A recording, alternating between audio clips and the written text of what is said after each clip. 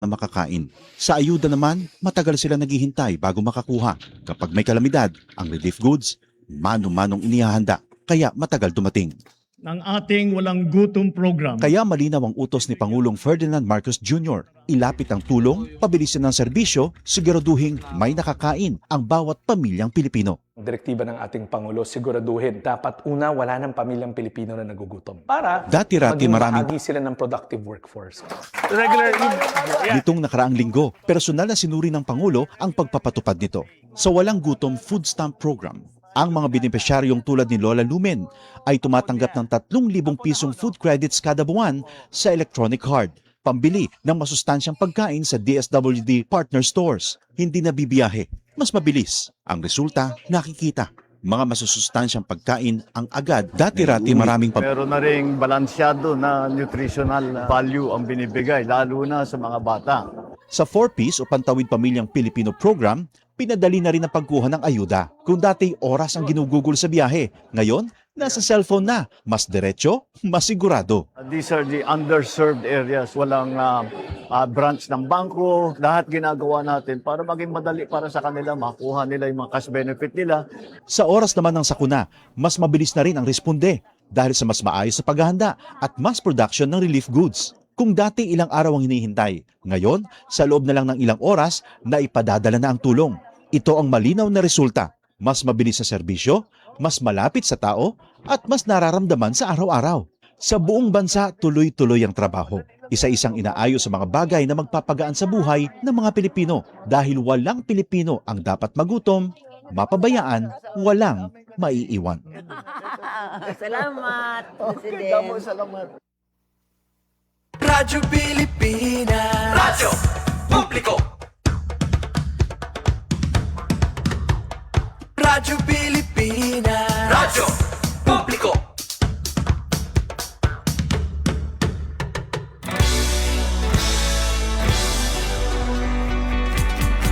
Mahalagang mga balita, napapanahong impormasyon.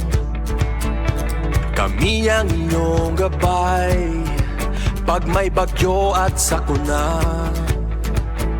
Serbisyo ng gobyerno kapag may nangangailangan. Mga proyekto ng Pangulo, damang-dama ang pagmamahal niya. Tulay ng mga hinaing, ang problema ng bayan ating lulutasin. Tulay sa himpapawid, tulay ng pagbabago. Radyo Pilipinas, Radyo Publiko, ng bagong Pilipinas. Radyo Publiko, Radyo Pilipinas, Radyo Publiko, ng bagong Pilipino.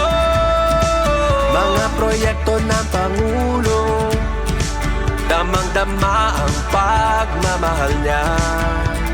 Radyo Pilipinas, Radyo Publiko, ang boses ng Pangulo.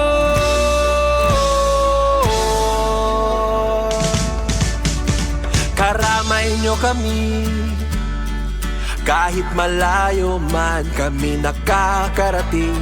OFW magsasaka, buhay ay iba't iba, san mang lugar ng bansa natin.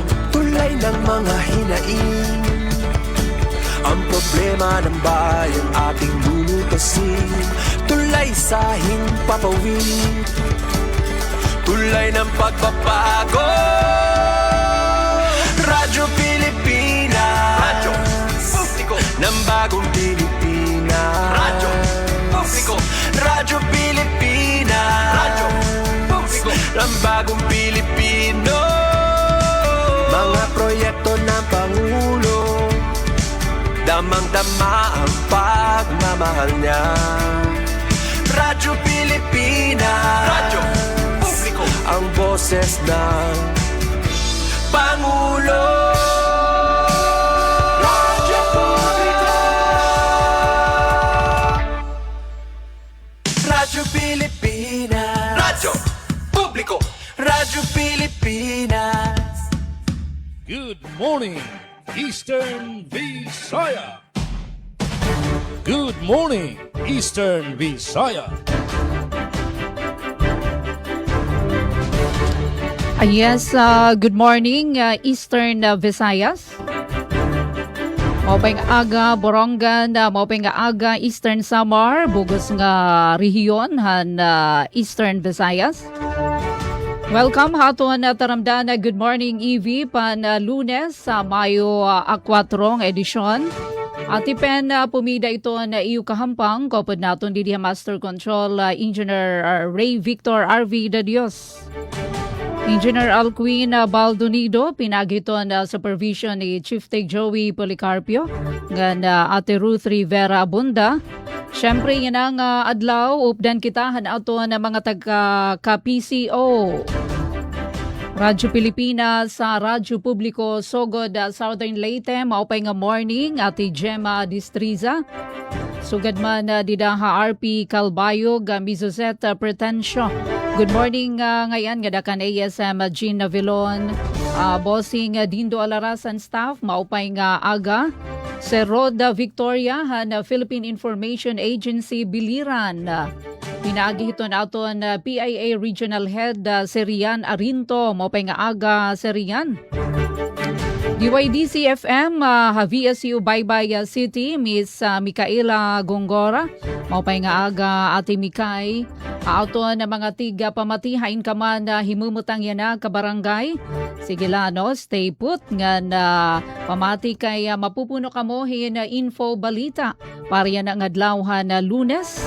At tatagan kita na mga updates ugad man na hulagway no, ito na panahon. Ngan syempre good morning no, ito na ito na mga ka-livestream, mga tiga pamati, maupay nga morning. Mostly cloudy kami yan no, didiha syudad ito na Borongan. We have 29 degrees Celsius. But feels like 30 plus. Kalitaw ni na ato na silingan ato na detalino, ito na pa forecast ito na ato na panahon. Ayan na nga mga oras at 7 minutes after the hour of 8. Kato naman kita ato na kuhaon ito na hulagway dito naman Hasogod Southern Leyte. Maupay nga morning Ate Gemma Distrisa, maupay nga aga habugos nga namabati ha Radyo Pilipinas, Radyo Publiko Sogod Southern Leyte. Eastern Visaya. Yes, good morning sa Tibok Eastern Visayas, sa ilabina sa atong mga sister stations. Good morning Miss Pen, diha sa Borongan Eastern Samar.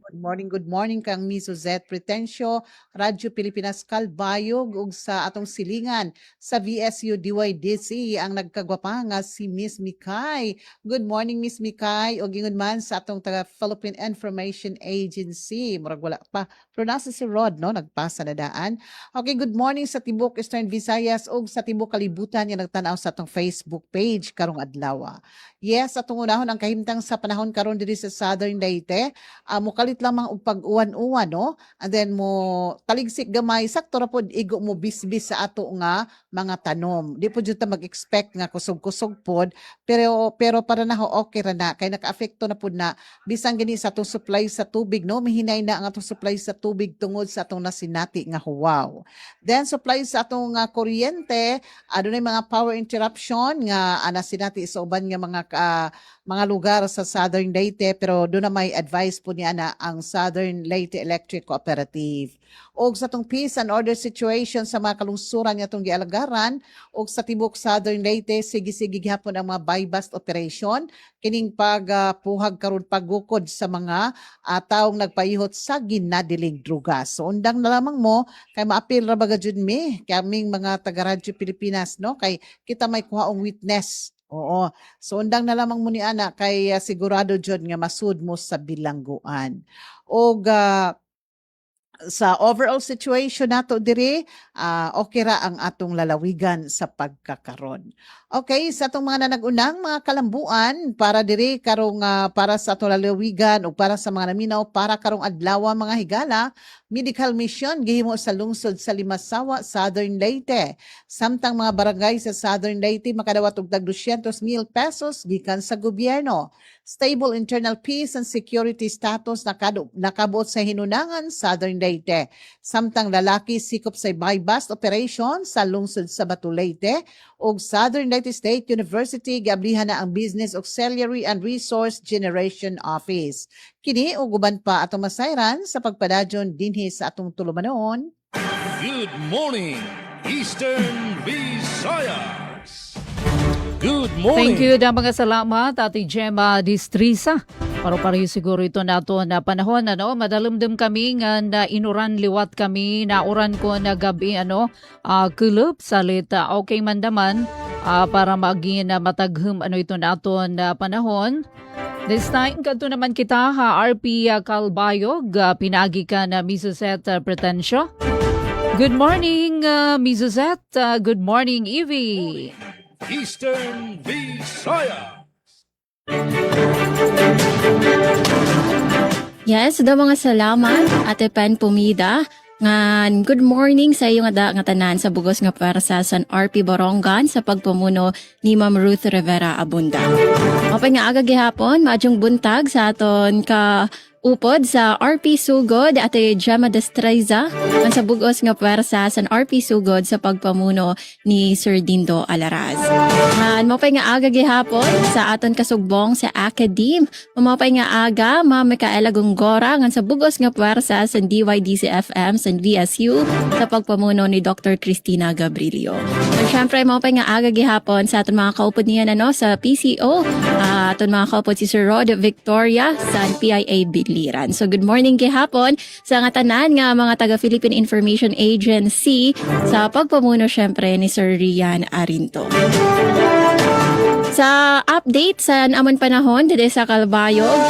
So kami madalumdum gihapon Ate Pen sugad sa iyo nga actually kakulop nga adlaw in makusog an oran patron pagod kakulop sa Barangay Rawis pero ginoranhan patron so danay naghihinay tus tigda nagbubulusok an tigda naguoran kusog. So yan na although madalumdom nga sa basar sa forecast ato nakikita dito sa kanang Google nga or MSN weather in partly sunny man pero di rin nala kita magtagya kay bagan pagkakulop in na oran god so maodara nala kita san pananggasan oran sugad san payong kalo o kapote especially in payong kay magagamitan man ito naton regardless kung maoran o maadlaw maging mabinantayo na kita maging Girl Scouts and Boy Scouts kita always prepared kung ano man nga panahon ang aton ma-experience.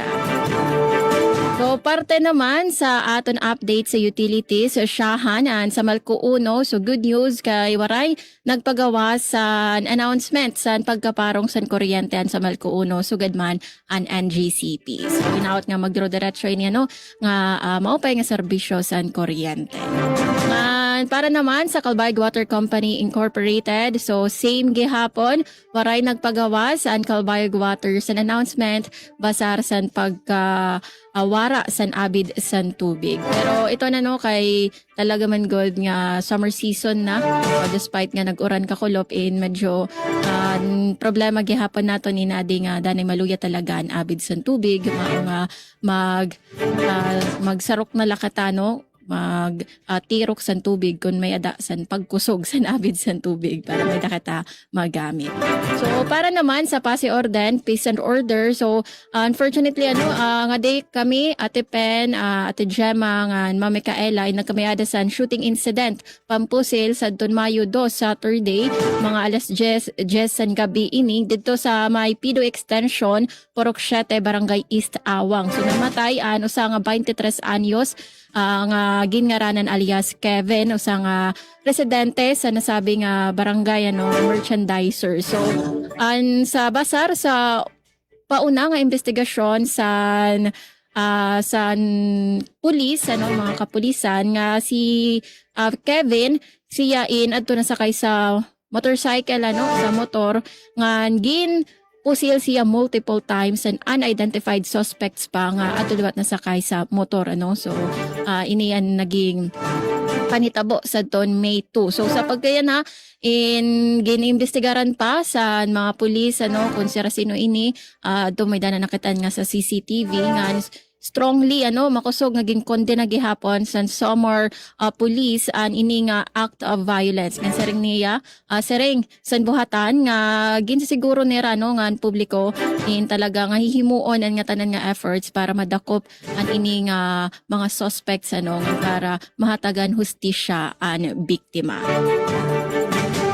So alright, asyadton mga pauna nga impormasyon, update dede sa Calbayog City. Para naman sa aton mga nahikay nga balita, mga top stories of the day, adin naton Laray Uluhan, job fair nga distribution sa bulig pinansyal, tampok sa selebrasyon sa Labor Day sa Samar, sa 66 nga aplikante, hard on the spot. Samtang Project Samar iginlansar para mapahilawig ang access sa kolehiyo sa mga GIDA areas sa Samar. 200,000 pesos nga pondo kada barangay sa Northern Samar makakakarawat ilarom sa bawat barangay makikinabang program. Ngan bungto san palapag, nagpaplano magpatuman bag-o nga sistema san pamasahe. Masyado naton mga Laray Uluhan, nga nayo kamo pagbaya sa aton live stream, ngan pagparong sa mga radyo kay aton iniig di detalye sa second part sa naton taramdan. Good morning, Eastern Visayas.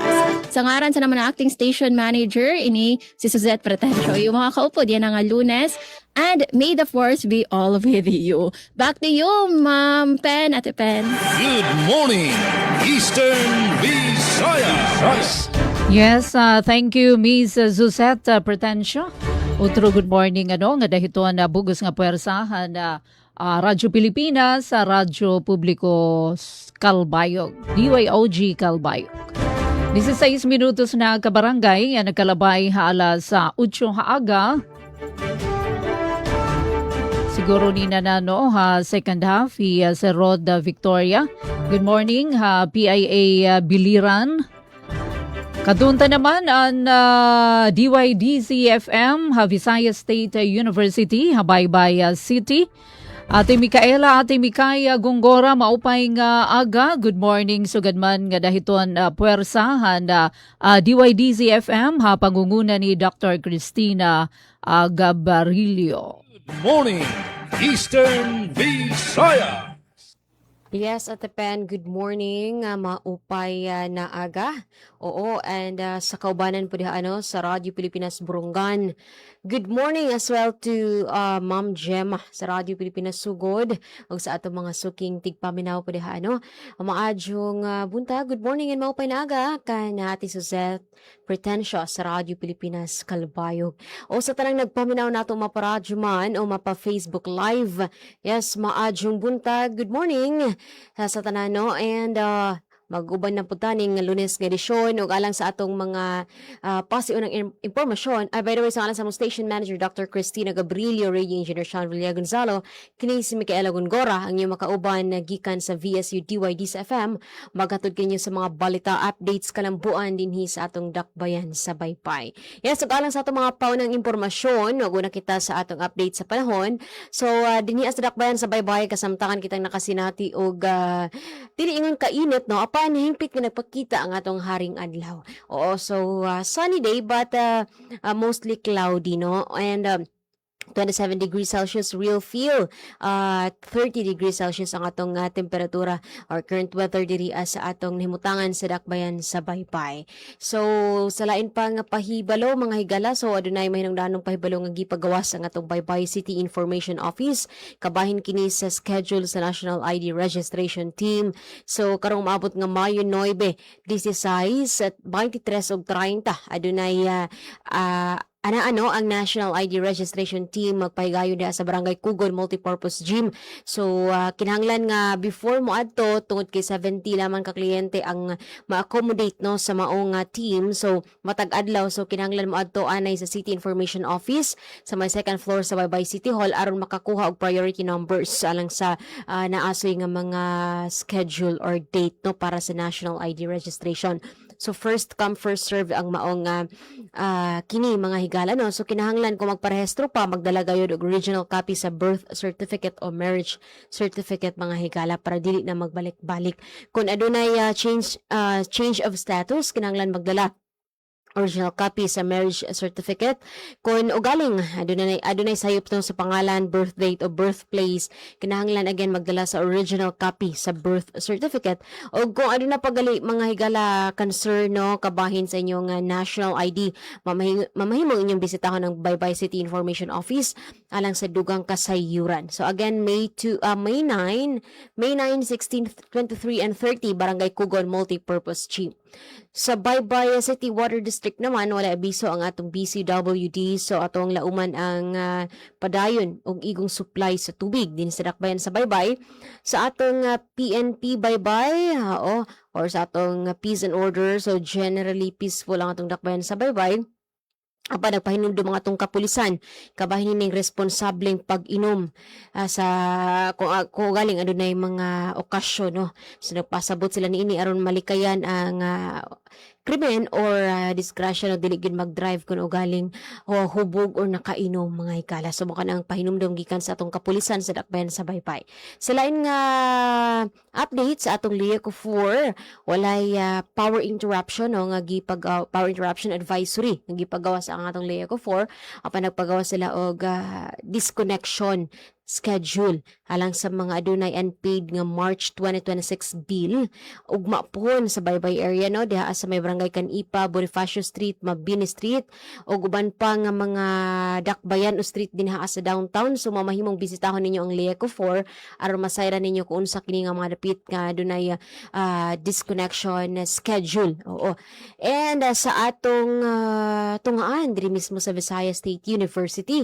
So ang USEB o University Student Election Board bago lang nagpagawas nga bago lang nagpasabot no nga na rescheduled ang atong Supreme Student Council Election 2026 gikan from May 6 na rescheduled kini to May 15.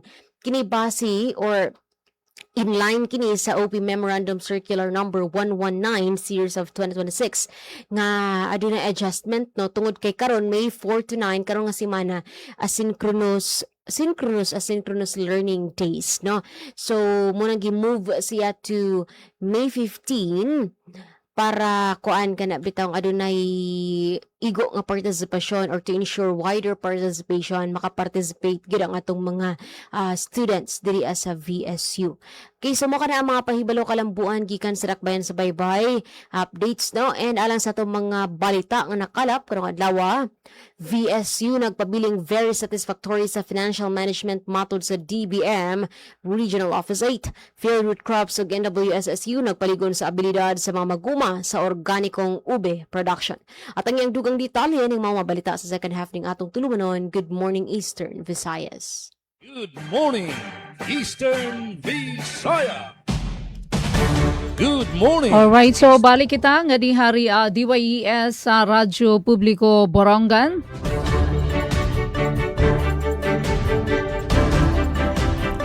Bueno, may na kita 23 minutos na nakalabay hala sa 8 haaga. Panahon naman didi syudad na Borongan. Nagpapakita agad Mr. Sun pero mostly cloudy. Posible diri gud makasirak hin katiupayan haring araw. May mga dampug kalangitan hataas ito na tsansa ito na pag-uran. Nasa ring ito na pag-asa labi na ko na tika kulup nga sugad man na gabi.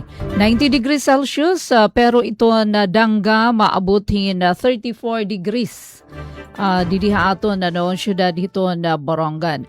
Waray man sked power interruption so bayhan aton pagkita hiton FB page hiton aton kooperatiba Isamelco.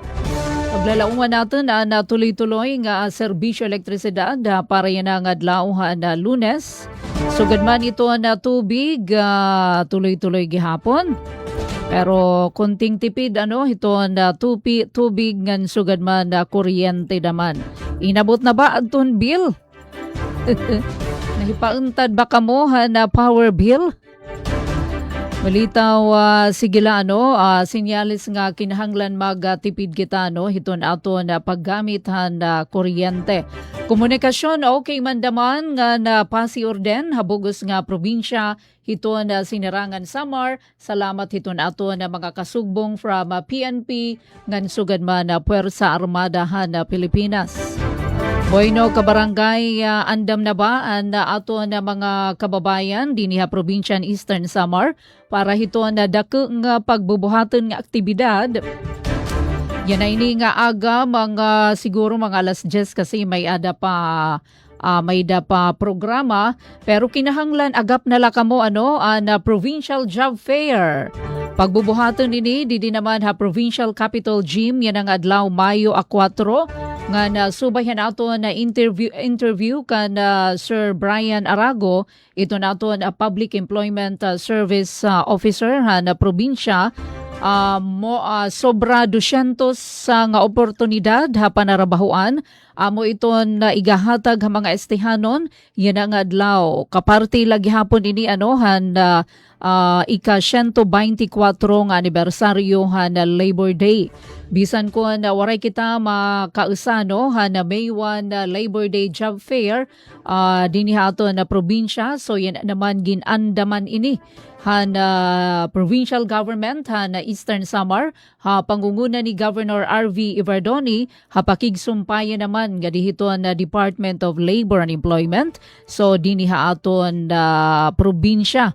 Tikang ini magkaiba-iba nga pribado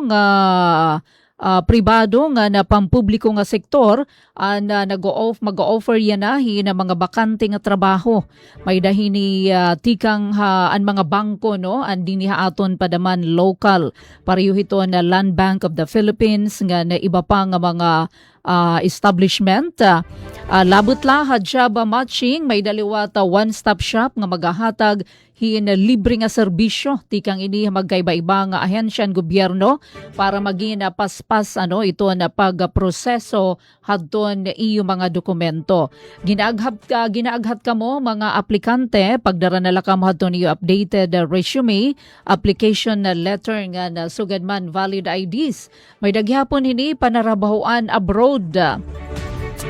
So kung didahad to na siyahan nga balita haato ni Sir Brian, may dalahad to isang foreign isang overseas recruitment agency pero yan na nadugangan na ini. Iba-iba nga nasod sugadhan Saudi Arabia. Uy, Saudi, may napadama dito ka sa mukan, United Kingdom, Poland, nga na Hong Kong. May daliwat mga kumpanya nga magbabaton hini, damula ay na, mga trabaho para abroad.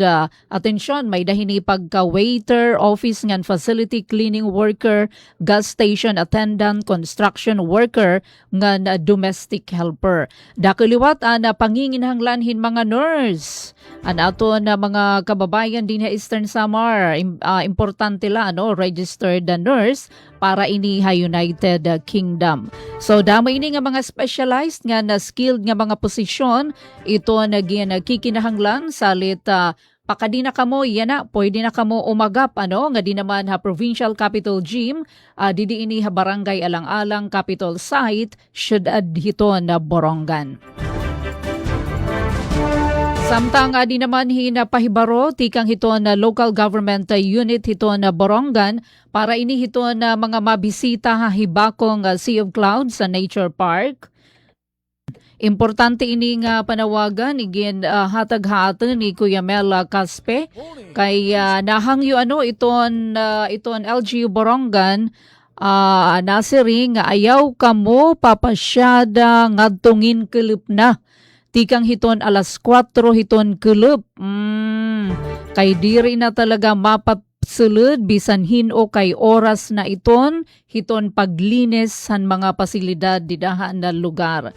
Nagahangyuhi na pag-intindi aton LGU iton na nagamamaneho dito hiton na hibakong Sea of Clouds and Nature Park. So kung alas 4 na hiton kulub, ayaw na kamungad to pag-apras para naman mataganhin na panahon para hiton na paglinis.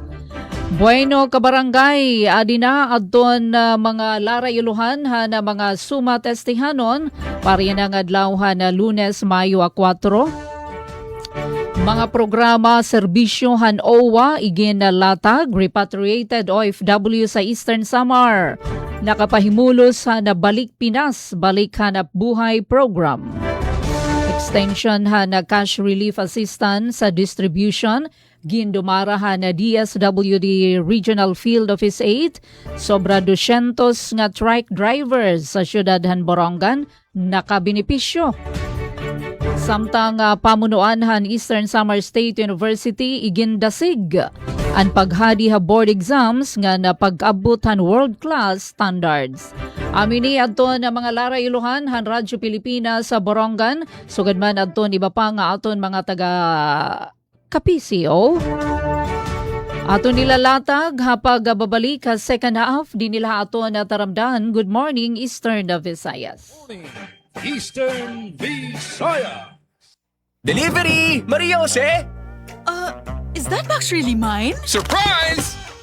Why are you inside the box? There's nothing I won't do for you. Just like Pag-ibig Fund Multi-Purpose Loan. The loan for your business, tuition, personal needs, and more. Borrow up to 90% of your savings. No processing fee and get fast approval. So you should... Apply now for the Pag-ibig Fund MPL via Virtual Pag-ibig! Pag-ibig Fund, solid ka ban! Maging fuel efficient, so regular na preventive maintenance, malinis na air filter, fuel injectors at engine oil, may savings ka na aabot sa 2%. This is a public service announcement from the Department of Energy and this station. Magandang araw, si Dingdong Dantes po ito. Narinig niyo na rin ba sa balita yung The Big One? O ang kinatatakutang malakas na lindol na pwedeng mangyari sa Pilipinas? Alam ko nakakatakot. Napakaraming tanong sa isip natin. Anong gagawin ko kapag nangyari yun? Saan ako pupunta? Paano ko ililigtas ang pamilya ko? Sa bawat tanong na yan, dapat may nakahanda tayong sagot at aksyon. Dahil mapapanatag tayo kung alam natin ang gagawin sa panahon ng sakuna. #panatag ang may alam. Maging panatag, Pilipinas! Ito ang Presidential Broadcast Service. Radyo Pilipinas! Radyo Publiko! Ng bagong Pilipinas para sa bagong Pilipino. Naghahatid ng mahahalagang balita at impormasyon na guugnay ng pamahalaan sa sambayanan. Tulay sa himpapawid ng serbisyo publiko. Radyo Pilipinas. Radyo Publiko. Ang boses ng Pangulo. Sa Borongan, 657. Radyo Pilipinas! Radyo Publiko! Good morning, Eastern Visaya. Good morning, Eastern Visaya. May na kita kabarangay 32 minutos na nakalabay halas 8 haaga. Nasulod na kita second half. Di nila ato na taramdan. Good morning, Eastern Visayas. At ipen pumida lagi hapito na iyo kahampang kapod natin di Master Control Engineers Arving and Alcuin. Pinagi ito na supervision ni Chief Tech Joey and Ate Ruth Rivera Bunda. Bueno, good morning anay, ngadakan Leonard Domingo nga na Jen Golmatico. Adi na kabarangay, dirita na paglanganin pa ato na mga detalye. Nalikom unahon natin na Radyo Pilipinas sa Radyo Publiko Sogod Southern Leyte. Utro good morning, Ate Gemma Destriza. Eastern Visaya. Para sa mga kalambuan, gikan diri sa atong lalawigan sa Southern Leyte, medical mission gihimo sa lungsod sa Limasawa, Southern Leyte. Anang detalye sa report ni Jevic Epes. Radyo Pilipinas. Radyo Pilipinas. Report. Yes, Jeff, please come in. Sa ikasitintang anniversary sa Fundamental Baptist Church, magpahigayon kini og libreng medical mission alang sa mga residente sa isla sa Limasawa sa lalawigan sa Southern Leyte. Anaaso yung kalihukan pagabuhaton karong adlaw Mayo 4 dito sa Barangay Triana, Covered Court sa Barangay Triana, lungsod sa Limasawa nga magasugod alas 8 sa buntag hangtod ala 1 sa hapon. Lakip sa mga serbisyong itanyag, mga libreng medical consultation, libreng nga tambal, o libreng nga operation tuli alang sa mga kabataan. Sumala pa nga naasi nga programa gitumong aron makatabang sa panglawas sa komunidad isip kabahin sa ilang nga pasalamat sa serbisyo ngadto sa katawhan sulod sa 70 ka tuig. Gipahimang nausab sa naasoy nga simbahan nga ang naasoy nga medical mission ipatuman sa first come first serve basis. Busa giawhag ang mga interesado nga moadto og sayo sa naasoy nga venue aron masiguro sa ilang nga slot. Balita gikas Isla sa Limasawa, Probinsya Southern Leyte para sa Bagong Pilipinas. Jevic Epis, Radio Pilipinas, Radio Publiko. Yes, ang salamat Jevic Epis sa imong report. Good morning, Eastern Visayas. Para naman sa siyahan nga balita matikang dede sa RP Calbayog, job fair ngan distribusyon san bulig pinansyal tampok sa selebrasyon san Labor Day sa Samar samtang 66 nga aplikante hired on the spot. Detalye aadi sa akon report. Radyo Pilipinas Report. Nagdumara san manilampuson nga selebrasyon sa ika-124 nga Labor Day ang Department of Labor and Employment o DOLE Summer Field Office sa Summer Convention Center sa Catbalogan City. Nagburublig sa okasyon ang mga opisyalis ng gobyerno, stakeholders, benepisyaryo ng mga job seekers para ipakita ang suporta sa empleyo, panginabuhi ng kaupayan sa mga trabahador. Sa iya mensahe, ginpabugatan ni DOLE Summerhead, Engineer Alexis Cesar Abelar, ang importansya sa pagkaurusa para mapadayon ang oportunidad sa trabaho ng serbisyo publiko. Usa sa highlights sa aktibidad, ang job fair kundiin sa 66 nga job seekers ang dagmit nga na-hire o hired on the spot tikang sa magkadrodilain nga lokal nga overseas employers. Naghatag liwat sa cheque ang DOLE, ilarom sa livelihood nga tupad programs para suportahan ang mga benepisyaryo, pinaagi sa ayuda pinansyal ng temporaryo nga trabaho. Ginhuman ang programa, pinaagi sa panawagan para sa padayon nga kooperasyon basi mas mapakusog pa ang oportunidad sa disente nga trabaho para sa kada samarnon. Para sa Bagong Pilipinas, Suzette Pretencio, Radyo Pilipinas, Radyo Publiko, Calbayog. Aton oras, 36 minutos sa naglabay sa alas 8. Good morning, Eastern Visayas. Siya naman nga balita na likom na Philippine Information Agency Biliran. Forum sa PIA Biliran nagpaligon sa media literacy sa TESDA CNSAT nga mga estudyante. Ang detalye adong report ni Rod Victoria. Radyo Pilipinas Report.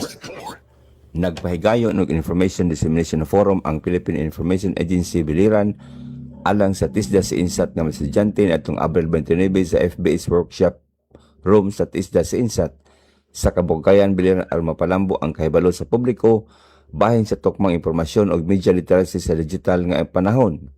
Sa mensahe ni Charles Ann C. Bastis, TISDA sa INSAT Instructor 2 o Information Officer Designate, iyang gihatagan og importansya ang kamahingdanon sa paghatag og tinuod o kasaligan ng impormasyon aron matabangan ang estudyante ug ang publiko sa paghimo gusto nga mga desisyon. Matud pa niya ang mga forum nagtumong sa pagsiguro nga ang mga kabatanunan makadawat og tukma, husto ug angang impormasyon isip kabahin sa pag-andam nila nga mahimong usa ka hanas ug nakahibalo nga puwersa sa trabaho. Midugang si Bastis nga bisan daghan ang impormasyon karon dili kini kanunay masaligan. Pinaagi sa mga inisyatiba sama sa maong forum, matabangan ang pagtabon sa gintang tali sa kamaturan o sayop ng impormasyon nga makapalig-on sa abilidad sa mga estudyante sa paghimo og maayong desisyon sa ilang adlaw-adlaw nga kinabuhi og kaugmaon nga karera. Samtang gisgutan usab ni Rian L. Arento, Regional Head sa Philippine Information Agency Region 8, ang mahitungod sa media o information literacy, lakip na ang mga isyu sa misinformation, disinformation o malinformation. Gihatagan usab niya og importansya ang kamahingdanon sa pag-verify ug pag-ila sa tukmang balita gikan sa nagkalaing tinubdan ug giawhag ang mga partisipante sa pagtabang sa pagsumpo sa pagkuyanap sa fake news, ilabi na sa social media.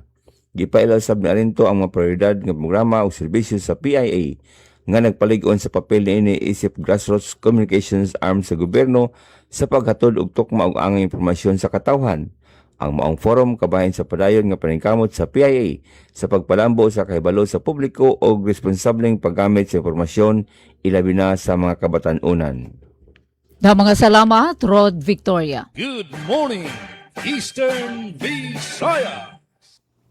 Sa lain pang balita gikan sa VSU DYD sa FM, VSU nagpabiling very satisfactory sa financial management matod sa DBM Regional Office 8. At ani ang detalye sa akong report. Radyo Pilipinas Report. Ang kaligon sa pinansyal nga pagdumala sa Visayas State University, human makabot pag-usab ang very satisfactory nga rating sa 2025 Annual Agency Performance Review nga gihimo sa Department of Budget and Management Regional Office 8. Bisan pa sa mas higpit nga fiscal environment ug mas taas nga performance standards sa tuig 2025, nakuha gihapon sa VSU ang total score nga 4.25 nga nagpasabot nga lapas kini sa gikatakdang sukdanan ug nakahatag og labaw pa sa kasagaran nga performance sumala sa rating system sa DBM. Gidaig sa DBM ang universidad tungod sa impresibong budget utilization rate diin nakaabot kini og 98.71% sa allotment og 97.24% sa programa, mas taas pa kumpara sa miaging tuig 2024. Ang maong kalampusan resulta sa epesyenteng regular monitoring ug hapsay nga procurement operations. Sa aspeto sa physical accomplishments, natuman sa VSU ang 13 out of 14 ka key performance indicators ubos sa fiscal year 2025 General Appropriations Act.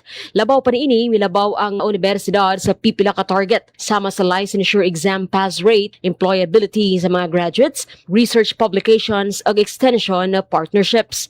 Ang masayran nga dili lamang sa akademikong larangan nagmalampuso ng VSU kundi apil usab sa income generation diin nakaabot kini og 128.20% batok sa tinuig nga target.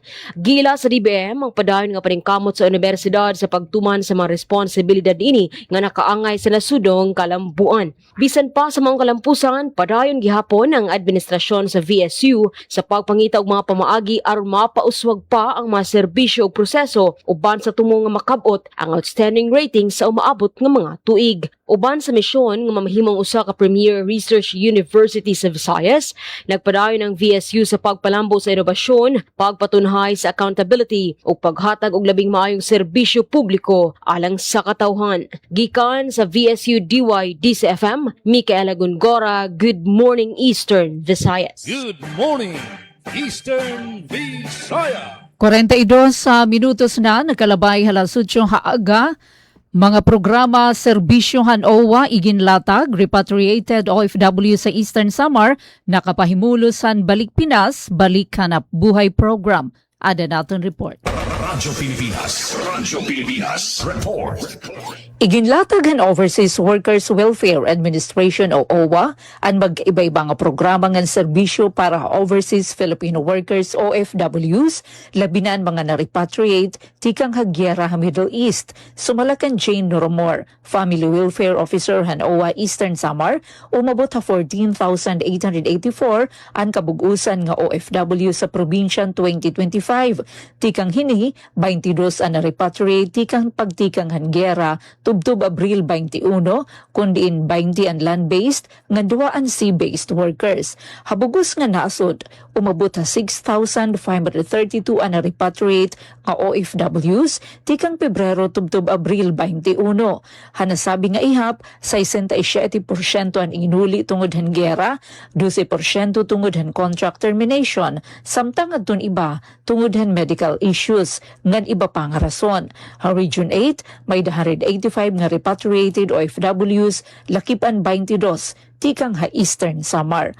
Pagabot ha Pilipinas, nakakakarawat ang mga OFWs in kantidad 10,000 pesos. Tikang ha Department of Migrant Workers ang ngan OWA. Labot pa na airport assistance, temporaryo nga orkyan ha Manila, ngan transportasyon, pabalik ka iratag sa nga probinsya. Just to add on, hadtuhan natin mga mariripat. So, upon arriving nga diha Pilipinas, nahatag ang DMW 10,000, mahatag gihaphin also 10,000 an uwa. So pag-abot naman nga diha region, pwede ka pera mag-apply amo na BPDH. Usually siya ginhimot atong mga OFWs. Ngayon, Lakipan mga programa ang Balik Pinas, Balik Hanap Buhay program nga nagahatag in livelihood assistance nga tugtog 20,000 pesos para mga kwalipikado. Kinahanglan nga aktibo nga miyembro han OWA ngan umatender han entrepreneurial development training han DTI. Ginaghat han OWA ang mga OFWs nga ira pamilya nga bumisita ha ira opisina second floor han Old Capitol Building para dugang impormasyon ngan serbisyo. I am inviting atong mga OFWs and their families nga pwede man kamo pumakadi mag-visit ha amon office sa adi kami ha Kapitolyo second floor. May daghap pwede gihap if di ka mo man makakadi may daghap kami cellphone number pwede ka mo tumawag 0917-143-1141 and pwede gihap ka mo mag-message ha amon Facebook page OWA Eastern Samar. Para habagong Pilipinas, Inihi Penelope Pumida, Radyo Pilipinas, Radyo Publiko, Borongan. Good morning, Eastern Visaya. Tandang balik diri sa atong lalawigan sa Southern Leyte. Mga barangay sa Southern Leyte makadawat og tag 200,000 pesos gikan sa gobyerno. Ania ang detalye sa atong report. Radyo Pilipinas. Radyo Pilipinas. Report. Gitambungan ni Honorable Jason Calfa, SP Member 2nd District, sa ngalan ni Governor Damian Mercado, ang kalabot sa ceremonial turnover sa Presidential Assistance to Barangays ubos sa Social Civic Project Fund kun SCPF. Ang delegasyon sa probinsya sa Southern Leyte din gipahigayon kini dito sa dakbayan sa Tacloban sa miaging semana sa pagpanguna mismo ni His Excellency Ferdinand Bongbong Marcos Jr. Ang maong programa gitumong sa pagpanghatag og direktang nga suporta sa mga barangay aron matubag ang ilang mga prioridad nga panginahanglan ug mapalig-on ang paghatag og serbisyo sa mga lokal nga pangagamhanan. Gilauman nga makapausbaw kini sa kahimtang sa komunidad ug sa implementasyon sa mga proyekto sa grassroots level. Sumala sa anunsyo, matag barangay sa tibok Southern Leyte makadawat og tag 200,000 pesos nga pundo nga ihatag kini alang sa Presidential Scholars Program ug lain-laing mga proyekto sa barangay. Ang inisyatiba giila nga dakong tabang sa padayon nga kalambuan sa probinsya. Balita gikan sa lalawigan sa Southern Leyte para sa Bagong Pilipinas, Gemma Destriza, Radyo Pilipinas, Radyo Publiko. Yes, nga balik dito. Ngan para naman dide sa RP Calbayog, Project Samar iglalansar para mapahilawig ang access sa kolehiyo sa mga GIDA areas sa Samar. Detalye sa report ni Charmaine Perito Balvez. Radyo Pilipinas. Radyo Pilipinas. Report. Sa pagpanguna sa gobyerno probinsyal sa Samar, pinaagi sa Provincial Youth Education and Sports Development Office, gintukib ang implementasyon sa Project Samar, Smart Access and Mobile Academic Resources, katuyuanan sa 5 katuig nga programa nga mapahilawig ang access sa higher education linabi na sa mga estudyante sa geographically isolated and disadvantaged areas. Lakip sa mga nag-atender ang mga representante sa Department of Education, Samar State University, Northwest Samar State University ug mga lokal nga gobyerno. Sakop sa inisyal nga rollout ang mga bungto San Mochong, Calbiga, Villarreal, Daram, Zumaraga, Matuginaw, ngan Gandara. Ilarom sang proyekto magditindog extension campuses ug magde-deploy mobile academic resources para makaeskwela ang mga kabataan nga mas harani sa era komunidad nga makakaiban sa gastos sa pamasahe ug pagrenta sa boarding house. Para sa Bagong Pilipinas, Charmaine Perito Balvez, Radyo Pilipinas, Radyo Publiko, Calbayog. Damo nga salamat Charmaine sa imo report. Good morning, Eastern Visaya. 48 minutos na nakalabay ha Alas 8 haaga kadugangan nga notisya duha ka adlaw nga alagad one-stop shop serbisyo og jobs fair sa provincial government sa Biliran pagasugdan karong adlaw. Ang detalye sa report ni Rod Victoria. Radyo Pilipinas. Radyo Pilipinas. Report. Pagkasugdan karong adlaw, Lunes Mayo 4 hangtod sa Mayo 5 ang duha ka adlaw nga alagad one-stop shop serbisyo og jobs fair nga gipasugdahan sa provincial government of Biliran. Ang pagpahigayon sa alagad o access to livelihood assistance and government agency delivered one-stop shop serbisyo og jobs fair usa sa highlights sa nakalinya nga makalihukan agi og pagsaulog sa ika-34 nga anibersaryo sa pagkahimugso nga probinsya sa Biliran. Ang mga ahensya nga misalmot og magdalit sa ilang serbisyo ngadto sa mga Biliranon mao ang PRC, NBI, SSS, DTI, GSIS, OWA, PSA, CEC, TISDA, PhilHealth, LTO, Department of Migrant Workers. Kaparte usab sa duha ka adlaw nga pagpahigayon og jobs fair, dinubay-ubay ang mga international ug local recruitment agencies ug mga establishmento sa panrabahoan ang mag-screen ug mo-hire on the spot. Ipahigayon usab karon nga adlaw sa Civic Center sa Kapitolyo ang 34th Anniversary Provincial Opening Program. Din gibanabana nga mohatag sa iyang Provincial Anniversary message si Governor Rogelio G. Espina. Gikatakda usab nga motambong sa Provincial Anniversary Program ang mga heads sa national government agencies, mga local chief executives ug mga local elected officials gikan sa 8 ka munisipyo sa probinsya. Mga salamat, Rod Victoria. Good morning, Eastern Visayas. Samtang Philroot Crops o NWSSU nagpaligon sa abilidad sa mga maguma sa organikong ube production. Ano ang detalye sa report ni Glody Kayunda. Radyo Pilipinas. Radyo Pilipinas. Report. Naghiusa ang Philroot Crops og Northwest Samar State University kun NWSSU sa pagpahigayon og capability building alang sa mga maguma kabahin sa sustainable organic ube production ug processing niadtong niaging adlaw sa training hall sa Visayas State University. Gitambungan sa mga mag-uma ug mga representante gikan sa nagkalalaing lokal nga panggamhanan kun LGUs ang maong kalihukan nagtumong sa pagpalambo sa kahibalo ug kahana sa produksyon ug pagproseso sa ube pinaagi sa organikong pamaagi. Si Senior Agriculturist Giscoro Bulatete mo nagsilbing resource person dinhi ang gihatag ang teknikal nga diskusyon ug praktikal nga giya aron mapalalo mong pagsabot sa mga partisipante sa husto ug sustainableng pamaagi sa pag-uma og ube. Ang delegasyon sa NWSSU gipanguluhan ni Mr. Eduardo G. Espion Jr., Director for Research, Innovation and Extension sa San Jorge Campus, kauban si Mr. Jesse R. Sabihon, Director sa SIOARDC, ug si Ms. J. Rose P. Ortez, Head sa Extension Services. Isip kabahin sa inisyatibo aron masuportahan ang produksyon sa ube. Gipanghatagan ang matag partisipante og mga punla sa Purple Yam nga ilang magamit isip tanong mga materyales. Gilauman niya kini makatabang sa pagpatuman sa ilang nakatunan o sa pagpalambo sa sustainableng produksyon sa ube sa ilang tagsa-tagsa ka komunidad.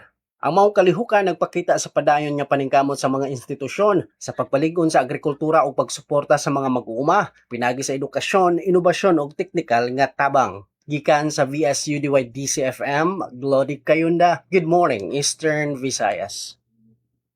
Good morning, Eastern Visayas. Extension na cash relief assistance distribution gindumarahan na DSWD Regional Field Office 8 201 trika drivers sa syudad na Borongan nakabenepisyo. Ang detalye report ni Ati Sok Aberia.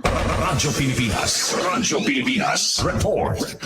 Ginlalauman nga maabot ng 201 nga ihapin mga tricycle driver sa syudad ng Borongan ang kinarawatin 5,000 pesos ngayon na pinansyal hagin dumarang extension and cash relief assistance or distribution ang Department of Social Welfare and Development DSWD Regional Field Office 8 agimbuhat na multi-purpose gym government complex sa Barangay Campisawa syudad na naglabay nga adlaw.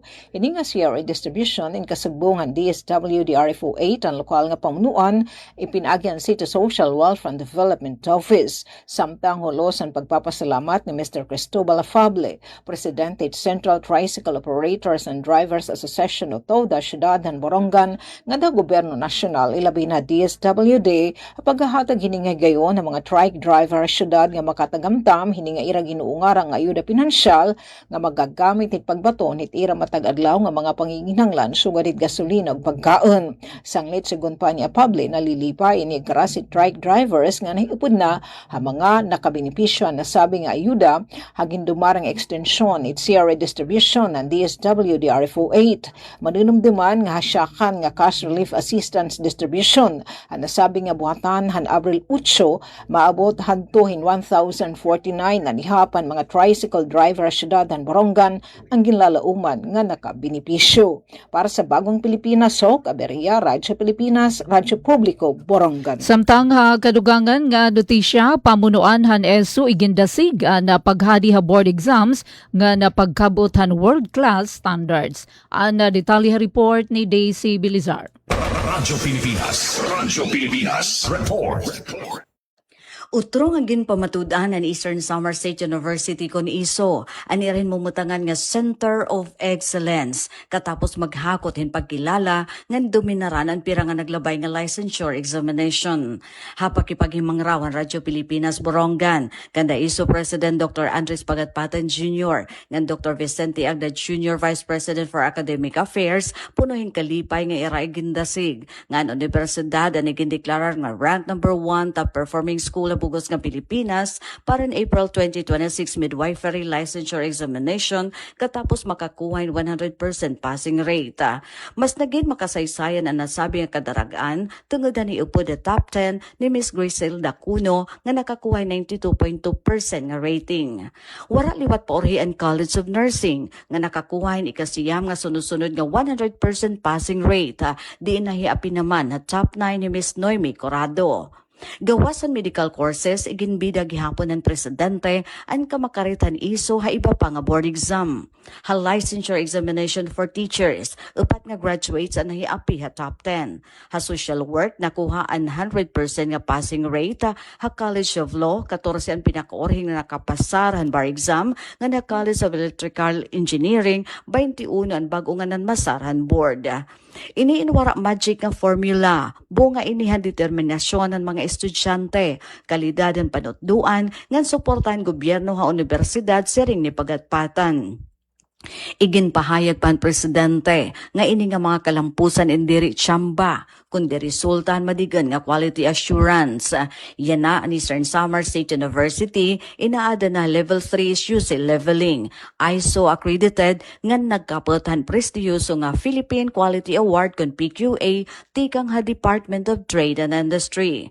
Ha international nga aspito kaupod na ni Eastern Samar State University ha QS kon Quaquarelis Simons World Ranking ngan World University Ranking and Innovation. Di pala maiha ginbisita liwat ang universidad hin mga tinaglawas di ka nga Embassy of Denmark.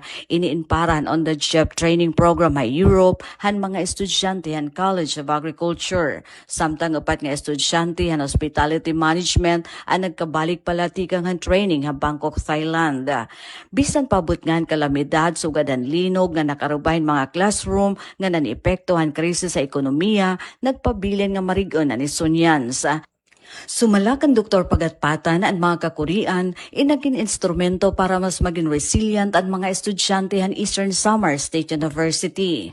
Kasumpay hini, igin papatapod ang pamunuan han universidad nga padayon ang ira pagpatuman hin mga inobasyon nga estratehiya para siguruon nga ang universidad hin magpapabilin nga sintruhan kinaadman ngan karaduan han mga nangangarap.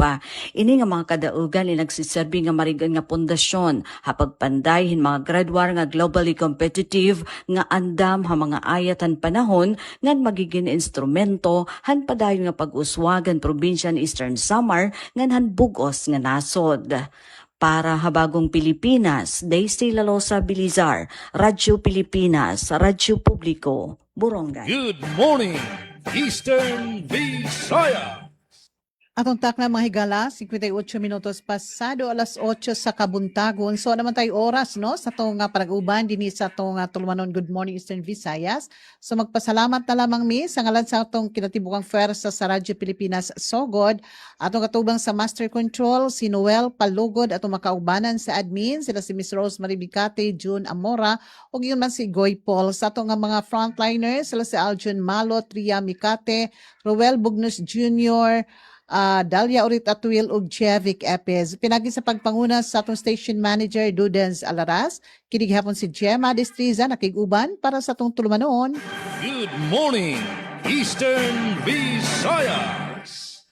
Mananagbalay na mananamilit na gihapon kami dito sa Radyo Pilipinas, Radyo Publiko Calbayog.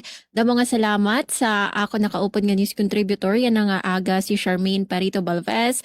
Nga damo gihapon nga salamat sa ato nakaupod sa Master Control si Joven Cardenas. Sa ngaran sa naman acting station manager Hinaro Navelon, ako Troy ni si Suzette Pretencio, iyon nakaupod sa aton programa. Good morning, Eastern Visayas. Ate Mikay? Gikan sa VSU DYD sa FM sa ngalan sa mong station manager Dr. Cristina Gabrilio, Radio Engineer Sean Villao Gonzalo, kini si Micaela Gongora, ako nakauban gani si Glory Kayunda, alang ni atong tulumanon. Good morning Eastern Visayas. Good morning. Alright, so may dinala kitaon na minuto na lag sa magalas sa 9. Inakapos na kitahin na oras sa temporaryo anay kita lisensya no para haato na Monday edition. Hataramdan na Good Morning Eastern Visayas. Thank you Ate Gemma Destriza, RP Sogod, RP Calbayog, Misuseta Pretencio. Na mga salamat liwat hadto na mga balita tikang kan Sir Rod Victoria, na PIA Biliran, Miss Micaela Gongora. Thank you. Og din naman haaton dapit hangaran ni Ate Ruth Rivera Abunda.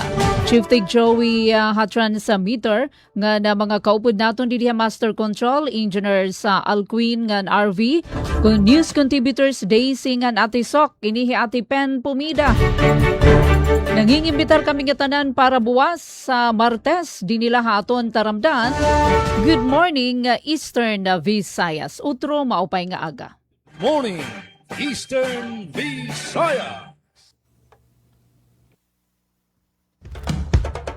Ito ang Presidential Broadcast Service. Radyo Pilipinas. Radyo Publiko ng Bagong Pilipinas para sa Bagong Pilipino.